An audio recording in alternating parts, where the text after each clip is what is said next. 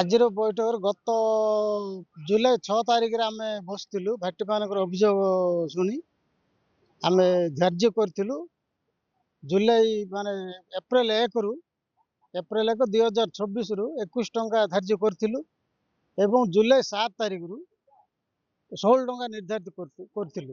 ସେଇଟାକୁ ମାନେ ଭାଟି ମାଲିକ ମାନେ ନ ଶୁଣି ତାଙ୍କ ପୁଣି ଆମକୁ ଚିଠି ମାଧ୍ୟମରେ ଜଣାଇଲେ ଆମେ ଏପ୍ରିଲ 1ରୁ ଆମକୁ ଯଦି 16 ଟଙ୍କା କରିବେ ବୋଲେ ଆମେ ସୁରୁଖୁରୁରେ ଭାଟି ଚଲେଇବୁ। ଯଦି ଏ ଯୋଉ ଆପଣ ଯୋଉ ନିଷ୍ପତ୍ତି କରିବେ ଏଇ ଇଏ ନେଲେ ଆମେ ଭାଟି ସମ୍ପୂର୍ଣ୍ଣ ବନ୍ଦ କରିବୁ ଏଇଭଳି ଅଭିଯୋଗ କରିଲେ। ଏ ଅଭିଯୋଗ ଶୁଣି ଆଜିର ବୈଠକରେ ଆମେ ଯୋଉ ନିଷ୍ପତ୍ତି କରିଲୁ, ଆଜିର ବୈଠକରେ କ'ଣ ନିଷ୍ପତ୍ତି କରିଲୁ, ଯୋଉ ଚାଷୀମାନଙ୍କର ଅଭିଯୋଗ ସବୁ ଶୁଣିକି ଆମେ ନିର୍ଦ୍ଧାରିତ କରିଲୁ ଯେ ଏପ୍ରିଲ 1 2026ରୁ ଜୁଲାଇ 6 ପର୍ଯ୍ୟନ୍ତ ଯୋଉ ରେଟ୍ ସେଦିନ ଧାର୍ଯ୍ୟ କରିଥିଲୁ ସେ 21 ଟଙ୍କା ରହିବ, ବଳବତ୍ତର ରହିବ। ଏବଂ ଜୁଲାଇ 7ରୁ ଯୋଉ ଆପଣ ଯୋଉ ଲେଖି ଦେଇଥିଲେ ଜୁଲାଇ 7ରୁ 16 ଟଙ୍କା ରହିବ ବୋଲି ଆଜିର ବୈଠକରେ ନିଷ୍ପତ୍ତି କରି ଏବଂ ଆଉ ଗୋଟେ ଅଭିଯୋଗ ଆମେ ଦେଇଥିଲୁ ମାନେ ଅଗଷ୍ଟ 20 ତାରିଖ ମଧ୍ୟରେ ବିଗତ ବର୍ଷର ମାନେ ଯୋଉ ପଇସା ଚାଷୀମାନଙ୍କୁ ମିଳିନି ସେ ପଇସା ଅଗଷ୍ଟ 20 ତାରିଖ ମଧ୍ୟରେ ପଇଠ କରିବେ ବୋଲି ତାଙ୍କୁ ମଧ୍ୟ ପ୍ରତିଶ୍ରୁତି ଦେଇଥିଲେ। ଆଜିର ବୈଠକରେ ମଧ୍ୟ ସେଇଟା ଆମେ ପ୍ରତିଶ୍ରୁତି ଆମେ ଚାଷୀମାନଙ୍କୁ ବଳବତ୍ତ ରଖିଛୁ। ଆଜିକାର ଚାଷୀର ଡିମାଣ୍ଡ ସେମିତି କିଛି ନୁହେଁ। ଚାଷୀମାନେ ସମସ୍ତେ ବସିକି ନିଜର ଫୁଲର ଚାଷର ଦର ନିର୍ଦ୍ଧାରିତ କରିବା ସମୟ ଏଇଟା। ଆମେ ଯୋଉ ଏପ୍ରିଲ 1 ତାରିଖରୁ ଯେଉଁ ଦର ନିର୍ଦ୍ଧାରିତ କରୁଥିଲେ ଚଳିତ ବର୍ଷ ଯୋଉ ଅତର ମାଲର ମାନେ ଅତରର ରେଟ୍ ଅନୁସାରେ ଏଇ ବର୍ଷ ଆମେ 20-21 ଟଙ୍କା ଏପ୍ରିଲ 1 ତାରିଖରୁ ଆମେ ଦର ଧାର୍ଯ୍ୟ କରିଥିଲୁ। କିନ୍ତୁ ପରବର୍ତ୍ତୀ ସମୟରେ ତାହା ଏପ୍ରିଲ 1ରୁ ଜୁଲାଇ 6 ତାରିଖ ପର୍ଯ୍ୟନ୍ତ ସେ 20-21 ଟଙ୍କା ରହିଲା। ଆଉ ଫୁଲର ପରିସ୍ଥିତି ବା ଅତରର ପରିସ୍ଥିତି ଖରାପ ଯୋଗୁଁ ସେ ଦରଟା 15-16 ଟଙ୍କାକୁ ଅଣାଗଲା।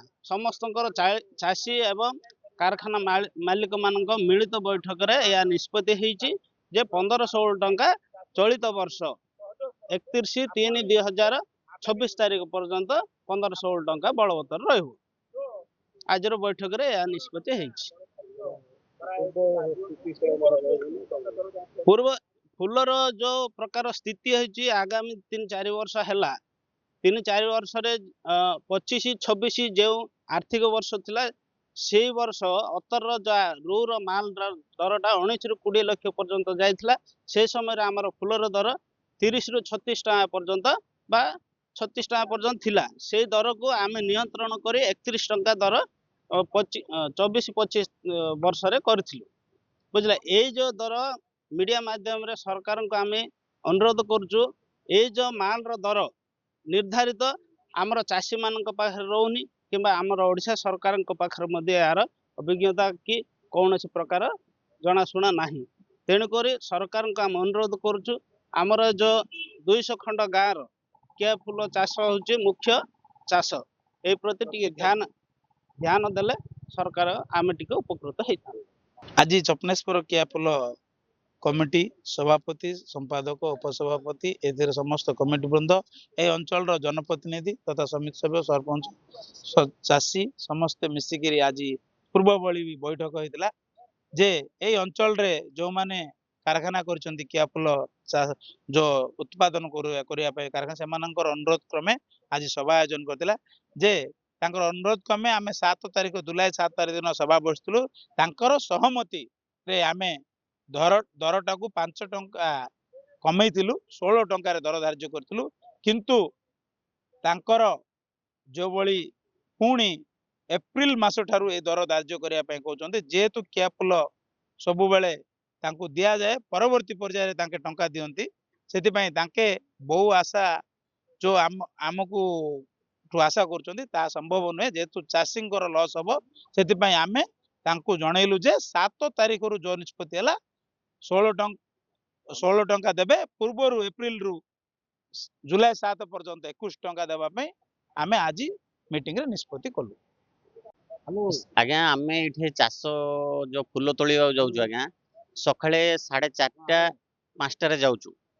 ଯେହେତୁ ଆଜ୍ଞା ଏଠିର ସାପ ବେଙ୍ଗ ଯୋଉ ବଣ ଜନ୍ତୁ ବାରା ଏସବୁ ଜିନିଷ ରହୁଛି ଆଜ୍ଞା, ଆମର ଜୀବନ ପ୍ରତି କ୍ଷତିର ଭୟ ଅଛି କିନ୍ତୁ ମାନେ ଆମେ ଯାଉଛୁ ଯେ ଫୁଲ ତୋଳିବାକୁ ଯେହେତୁ ଆମର ଜୀବନ ଜୀବିକା ଯେହେତୁ ଆମେ ଯିବାକୁ ବାଧ୍ୟ ବୁଝିଲେ ନା ଆଜ୍ଞା ସେଥିପାଇଁ ଏଠାର ଆଜ୍ଞା ବିଗତ ବର୍ଷ 30-31 ଟଙ୍କା ଥିଲା ଗୋଟେ ଫୁଲ ଏବେ ଏପ୍ରିଲ 1 ରୁ ଧାର୍ଯ୍ୟ କରାଗଲା 21 ଟଙ୍କା ଏବେ ଜୁଲାଇ 6 ରୁ ଆଜ୍ଞା ଧାର୍ଯ୍ୟ କରାଗଲା କମିଟି ମାଧ୍ୟମରେ 16 ଟଙ୍କା କିନ୍ତୁ ଭାଟି ମାଲିକ କହୁଛନ୍ତି ଏପ୍ରିଲ 1 ରୁ ଆମେ 16 ଟଙ୍କା ଦେବୁ ବୋଲି କହୁଛନ୍ତି ନଦେଲେ ଆମେ ଫୁଲ ବନ୍ଦ କରିଦେବୁ ବୋଲି କହୁଛନ୍ତି ଧମକଉଛନ୍ତି ତେଣୁକରି ଆଜ୍ଞା ଏଇଟା ଯୋଉ ସରକାର ୟା ଉପରେ ଦୃଷ୍ଟି ଦେଲେ ଆମର ଚାଷୀ ମାନେ ଉପକୃତ ହବୁ ଆଉ ସରକାର ଧ୍ୟାନ ଦିଅନ୍ତୁ ଏହା ପରେ କିନ୍ତୁ ଭାଟି ମାଲିକ ମାନେ ଗରିବ ମାନଙ୍କୁ ଧମକଉଛନ୍ତି ଯେ ଆମେ ଫୁଲ